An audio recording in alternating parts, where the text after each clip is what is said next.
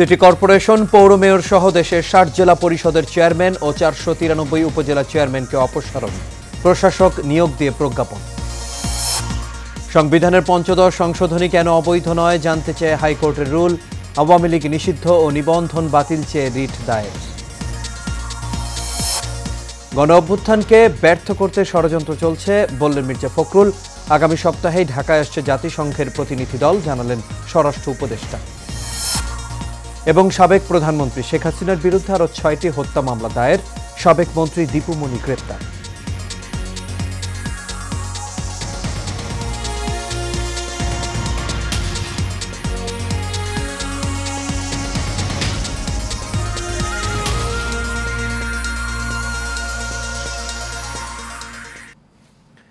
সবাইকে স্বাগত Asian prime নিউজে। দর্শক, পুরো সংবাদ জুড়ে আপনাদের সঙ্গে আছি আমি আনোয়ার রাজা। এতক্ষণ শুনছিলেন বিআরবি কেবল ইন্ডাস্ট্রিজ লিমিটেড সংবাদ শিরোনাম। এবার চলে যাচ্ছে পুরো খবরে। দেশের 323 পৌরসভার মেয়রকে অপসারণ করা হয়েছে। একই সঙ্গে ঢাকা উত্তর দক্ষিণ সহ 12 সিটি কর্পোরেশনের মেয়রকেও অপসারণ করা হয়েছে। আজ স্থানীয় সরকার বিভাগের প্রজ্ঞাপনে এই তথ্য জানানো হয়েছে। এর আগে 493টি উপজেলা পরিষদ চেয়ারম্যান ও 60টি জেলা পরিষদের চেয়ারম্যানকে অপসারণ করা হয়। উপজেলা পরিষদ চেয়ারম্যানদের স্থলে উপজেলা নির্বাহী কর্মকর্তারা এবং জেলা পরিষদ চেয়ারম্যানদের স্থলে জেলা প্রশাসকরা দায়িত্ব পালন করবেন। স্থানীয় সরকার বিভাগের উপসচিব মোহাম্মদ মাহবুব আলম স্বাক্ষরিত প্রজ্ঞাপনের মাধ্যমে এসব তথ্য জানানো হয়েছে। স্থানীয় সরকার সিটি কর্পোরেশন সংশোধন অধ্যাদেশ 2024, স্থানীয় সরকার পৌরসভা সংশোধন অধ্যাদেশ 2024, জেলা পরিষদ সংশোধন অধ্যাদেশ 2024 ও উপজেলা পরিষদ সংশোধন অধ্যাদেশ 2024-এর খসড়া অনুমোদন করেছে অন্তর্বর্তী সরকারের উপদেষ্টা পরিষদ। সংবিধানের পঞ্চদশ সংশোধনী আইন কেন সংবিধানের সঙ্গে সাংঘর্ষিক ঘোষণা করা হবে না তা জানতে চেয়ে রুল দিয়েছেন হাইকোর্ট। এ সংক্রান্ত রিটের প্রাথমিক শুনানিতে বিচারপতি নাইমা হায়দার ও শশাঙ্ক শেখর সরকারের সমন্বয়ে গঠিত হাইকোর্ট বেঞ্চ আজ এই রুল দেন। আদেশে আগামী 4 সপ্তাহের মধ্যে বিবাদীদের জবাব দিতে বলা হয়েছে। বিস্তারিত জানাচ্ছেন শাফিউদ্দিন আহমদ। দেশে এখন পর্যন্ত 12টি জাতীয় সংসদ নির্বাচন অনুষ্ঠিত হয়েছে। 1991 থেকে 2008 সাল পর্যন্ত প্রতিটি নির্বাচন হয় তত্ত্বাবধায়ক বা অন্তর্বর্তী সরকারের অধীনে। সেসব নির্বাচন দেশ বিদেশে যথেষ্ট গ্রহণযোগ্যতা পেলেও একাদশ জাতীয় সংসদ নির্বাচনের আগে সংশোধনীর মাধ্যমে সংসদের মেয়াদ শেষ হওয়ার 90 দিন আগে এবং সংসদ বহাল রেখে দলীয় সরকারের অধীনে জাতীয় নির্বাচন অনুষ্ঠানের বিধান করা হয়। এই পঞ্চদশ সংশোধনীর মাধ্যমে সংবিধানের মৌলিক কাঠামোতেও পরিবর্তন আনে তৎকালীন ক্ষমতাসীন দল। সোমবার এই সংশোধনী বাতিল চেয়ে রিটের শুনানি হয় উচ্চ আদালতে। শুনানি শেষে সংশোধনীটি কেন অবৈধ হবে না তা জানতে চেয়ে 8 সপ্তাহের রুল জারি করেন হাইকোর্ট। তত্ত্বাবধায়ক সরকার ব্যবস্থা বাতিল করে এবং আরো অনেকগুলো মৌলিক পরিবর্তন আনা হয় সংবিধানে। এর মধ্যে যেমন একটা উল্লেখযোগ্য হচ্ছে 7 ধারার পরিবর্তন, যার মাধ্যমে পরবর্তী সংসদগুলোর সংবিধান সংশোধন করার ক্ষমতাকে গুরুতরভাবে খর্ব করা এবং এটা জনগণের যে সুপ্রিমেসি, জনগণের যে সর্বোচ্চ অধিকার রাষ্ট্রের ব্যাপারে, সেটাকে গুরুতরভাবে খর্ব করে। অ্যাটর্নি জেনারেল বলছেন, এই সংশোধনীর মধ্য দিয়েই মূলত গণতন্ত্রহীনতার দিকে যায় বাংলাদেশ। ভোট ডাকাতি করে ক্ষমতায় থাকার পথও সুগম হয়।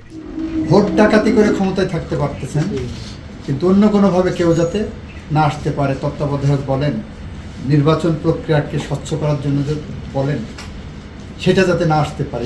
এই সংশোধনের মধ্য দিয়ে গণতন্ত্রহীনতার দিকে বাংলাদেশ এগিয়েছে। এই সংশোধনের মধ্য দিয়েই বাংলাদেশের বিচার ব্যবস্থায় এক ধরনের হস্তক্ষেপের পরিস্থিতি তৈরি হয়েছে সরকারের। রিটকারীদের অন্যতম সুজন সম্পাদক বদিউল আলম মজুমদার বলছেন, স্বেচ্ছাচারিতা ও জালিয়াতির মাধ্যমে এই সংশোধনীটি এনেছিল হাসিনা সরকার। পঞ্চদশ সংশোধনী পাশ করা হয়েছে সম্পূর্ণ স্বেচ্ছাচারিতার ভিত্তিতে এবং মিথ্যাচার, জালিয়াতির মাধ্যমে।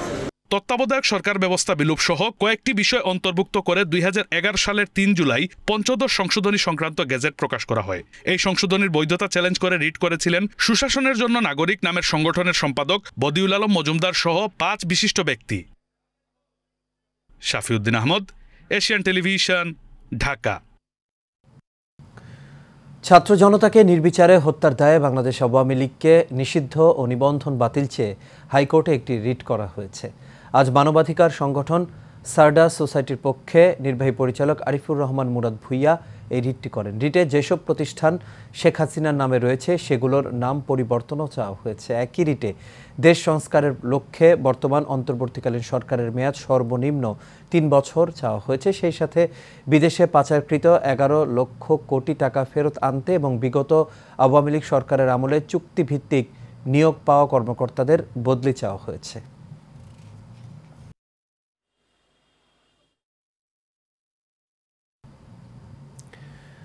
ছাত্র জনতার গণ অভ্যুত্থানকে ব্যর্থ করতে এখনও একটি মহল ষড়যন্ত্র করছে, এমন অভিযোগ করেছেন বিএনপির মহাসচিব মির্জা ফখরুল ইসলাম আলমগীর।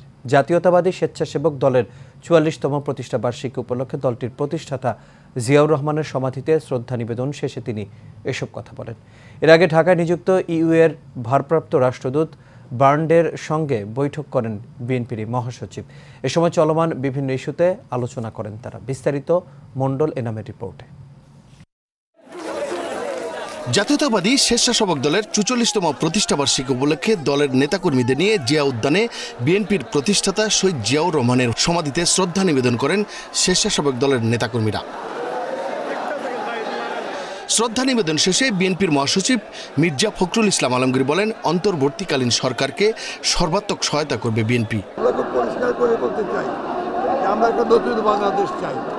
আমরা চাই একটা গণতান্ত্রিক বাংলাদেশ, সাম্য মানবিক অধিকার, ন্যায় বিচারকে প্রতিষ্ঠিত করে আমরা এই নতুন বাংলাদেশ গঠন করতে চাই।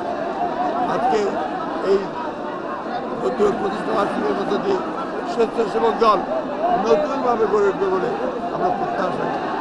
এদিকে গুলশান বিএনপির চেয়ারপারসনের কার্যালয়ে ঢাকায় নিযুক্ত ইইউ রাষ্ট্রদূতের সাথে দেশের চলমান পরিস্থিতি নিয়ে আলোচনা করে বিএনপির স্থায়ী কমিটির সদস্যরা। মণ্ডল এনাম, এশিয়ান টেলিভিশন, ঢাকা। বৈষম্য বিরোধী ছাত্র আন্দোলনের সময় ঘটে যাওয়া ঘটনাগুলো তদন্তের জন্য আগামী সপ্তাহে আসছেন জাতিসংঘের প্রতিনিধি দল। তাদেরকে সব ধরনের সহায়তা করা হবে বলে জানিয়েছেন স্বরাষ্ট্র উপদেষ্টা অবসরপ্রাপ্ত মেজর জেনারেল জাহাঙ্গীর আলম চৌধুরী। সকালে সচিবালয়ে জাতিসংঘের আবাসিক প্রতিনিধিদের সঙ্গে বৈঠক শেষে এই কথা জানান স্বরাষ্ট্র উপদেষ্টা। তিনি এ সময় আরও বলেন, বর্তমান সময়ে আইনশৃঙ্খলা পরিস্থিতির উন্নয়ন ও কৃষির উৎপাদন বাড়ানোর প্রতি বেশি গুরুত্ব আরোপ করা হয়েছে। এছাড়া রোহিঙ্গাদের প্রয়োজনীয় খাদ্য সামগ্রীর বিষয় নিয়ে কথা হয়েছে জাতিসংঘের আবাসিক প্রতিনিধিদের সঙ্গে।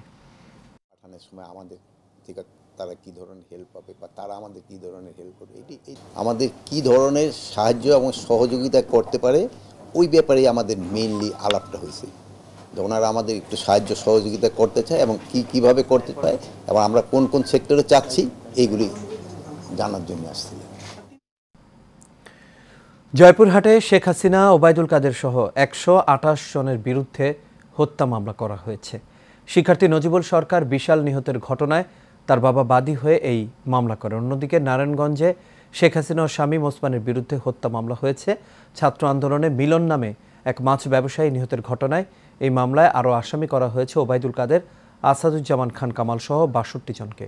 রংপুরে ব্যবসায়ী মানিক হত্যার প্রায় ১.৫ মাস পর শেখ হাসিনা, ওবায়দুল কাদের সহ ১১৯ জনের বিরুদ্ধে মামলা হয়েছে। এছাড়া রাজধানী মিরপুরে লিটন হাসান লালুকে হত্যার অভিযোগে শেখ হাসিনা সহ ১৪৮ জনের বিরুদ্ধে মামলা হয়েছে। মিরপুরে আরেক শিক্ষার্থী আলভি হত্যায় আরও একটি মামলা হয়েছে শেখ হাসিনার বিরুদ্ধে। এছাড়া চট্টগ্রামের শিক্ষার্থী ওয়াসিম নিহতের ঘটনায় শেখ হাসিনা সহ ১০৮ জনের নাম উল্লেখ করে মামলা হয়েছে। ৫ আগস্ট শেখ হাসিনার পতনের পর এ নিয়ে তার বিরুদ্ধে ১৯টি মামলা হলো, যার মধ্যে ১৮টি হত্যা মামলা।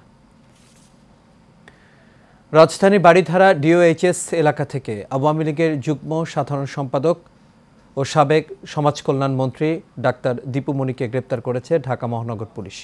সন্ধ্যায় তাকে গ্রেপ্তারের কথা জানায় ডিএমপি। গ্রেপ্তারের পর তাকে মিন্টো রোডের ডিবি অফিসে নেওয়া হয়েছে।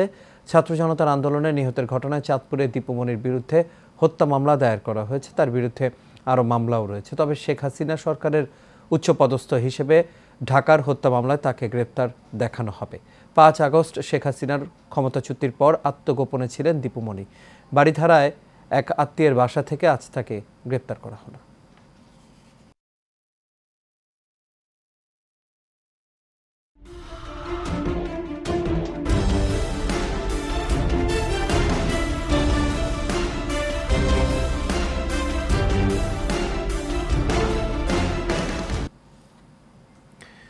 বিএনপির স্থায়ী কমিটির সদস্য আমির খসরু মাহমুদ চৌধুরী বলেছেন, অন্তর্বর্তী সরকারকে সকলেই সমর্থন দিচ্ছে, কারণ এই পরিবর্তনে যেসব মৌলিক কাঠামো প্রতিষ্ঠান ধ্বংস হয়ে গেছে এগুলোকে একটি ট্র্যাকে আনতে হবে। রোববার বিকেলে চট্টগ্রাম মেডিকেল কলেজ হাসপাতালে বৈষম্য বিরোধী ছাত্র জনতার আন্দোলনে চিকিৎসাধীন আহতদের দেখতে গেলে সাংবাদিকদের এক প্রশ্নের জবাবে এসব কথা বলেন তিনি। এ সময় তার সঙ্গে ছিলেন বিএনপির কেন্দ্রীয় কমিটির সাংগঠনিক সম্পাদক মাহবুবুর রহমান শামীম, সাবেক সাংগঠনিক সম্পাদক ডাক্তার শাহাদাত হোসেন, সহ সাংগঠনিক সম্পাদক আবুল হাশেম বক্কর সহ আরও অনেকেই। অন্তর্বর্তী সরকারকে তো আমরা সকলেই সমর্থন দিচ্ছি, কারণ এই পরিবর্তনের মেইন কাঠামোটা যে যে যে সংস্কারগুলোর মৌলিক কাঠামো তো যে প্রতিষ্ঠানগুলো ধ্বংস হয়ে গেছে এগুলোকে তো একটা ট্র্যাকে আনতে হবে। সুতরাং আমাদের পূর্ণ সমর্থন রয়েছে এবং আশা করি এই কাজগুলো যত দ্রুত সম্ভব তারা করতে পারবে।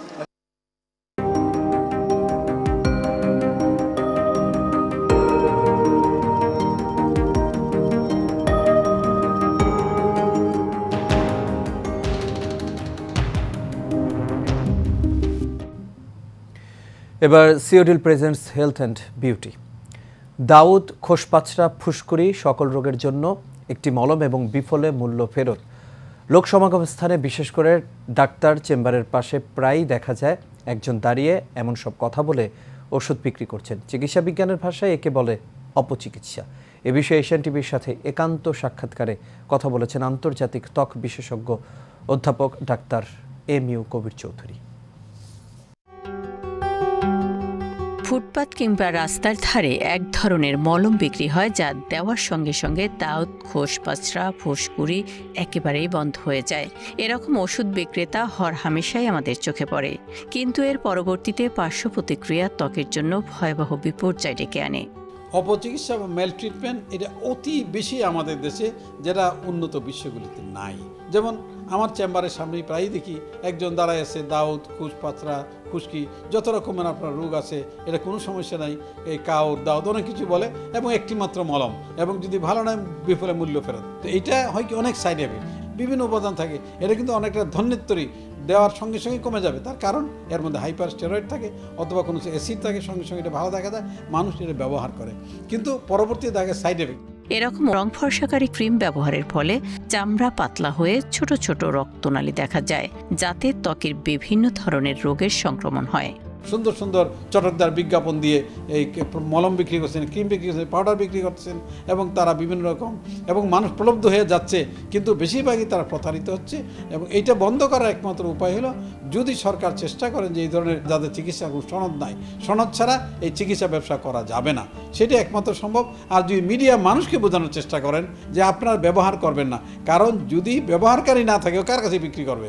ওই বিক্রেতাকে থামানো যাবে না। তাই যারা ব্যবহার করেন তাদের বোঝানো যে ব্যবহার করবে না, তাইলে আস্তে আস্তে এই ধরনের যারা অপচিকিৎসা থেকে আমাদের দেশ রক্ষা পাবে। এটা বন্ধ করার জন্য সরকারকে উদ্যোগ নিতে হবে।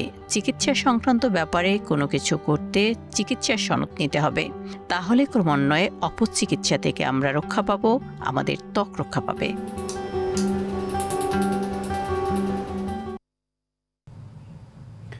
আর এর সাথে শেষ করবে এশিয়ান প্রাইম নিউজ। তবে যাবার আগে বিআরবি কেবল ইন্ডাস্ট্রিজ লিমিটেড সংবাদ শিরোনামগুলো দেখে নেব দর্শক। আরও এক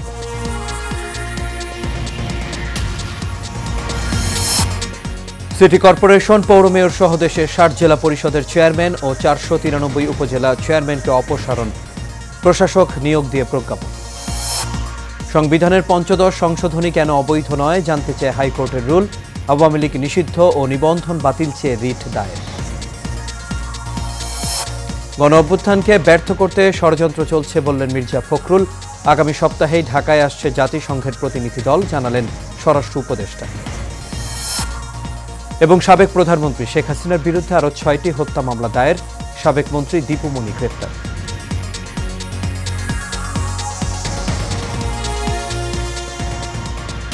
দর্শক, এই ছিল আমাদের এখনকার আয়োজন। আমাদের পরবর্তী সংবাদ দেখার আমন্ত্রণ রইল। এতক্ষণ সাথে থাকার জন্য সবাইকে ধন্যবাদ।